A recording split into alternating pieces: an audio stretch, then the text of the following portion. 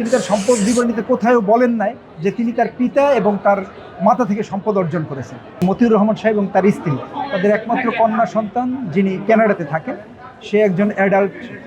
সে তার সম্পদ বিবরণী, তার স্বামী এফসি এবং সে কানাডাতে সে মেকআপ আর্টিস্ট হিসেবে কর্মরত আছে। তিনি তার সম্পদ বিবরণীতে কোথাও বলেন নাই যে তিনি তার পিতা এবং তার মাতা থেকে সম্পদ অর্জন করেছেন। এখানে সে তার যে সম্পদ বিবরণী আইনজীবীর মাধ্যমে দুদক কার্যালয়ে দাখিল করছেন এবং সঠিকভাবে সে সম্পদ বিবরণী দিয়েছেন।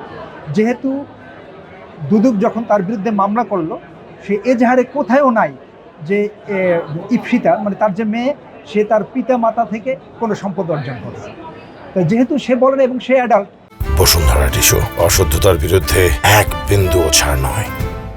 সে দীর্ঘদিন 15 বছরের অধিক কানাডাতে থাকেন, ফলে তার যে সম্পদের যে বিবরণী সেটা তার কাছেই ব্যাখ্যা চাওয়া উচিত ছিল। সেটা না চাই তাদের বাবা মাকে এই মামলায় ইনভলভ করাটাই বেআইনি হয়েছে, এক নম্বর।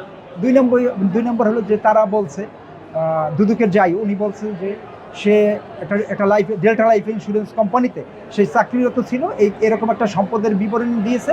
কিন্তু ডেল্টা লাইফ ইন্স্যুরেন্স কোম্পানিতে খোঁজ নিয়ে দেখা গেছে যে সে সেখানে চাকরি করে না।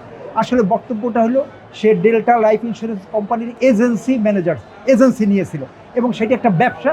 সেখানে সে ডেল্টা লাইফ ইন্স্যুরেন্স কোম্পানি থেকে কমিশন পাইছে, সে কোনো চাকরির বেতন পায় না। এইটাই দুদক এখানে কমিশন এবং স্যালারি এই দুইটা বিষয়ে বুঝতে পারে না, এক নম্বর।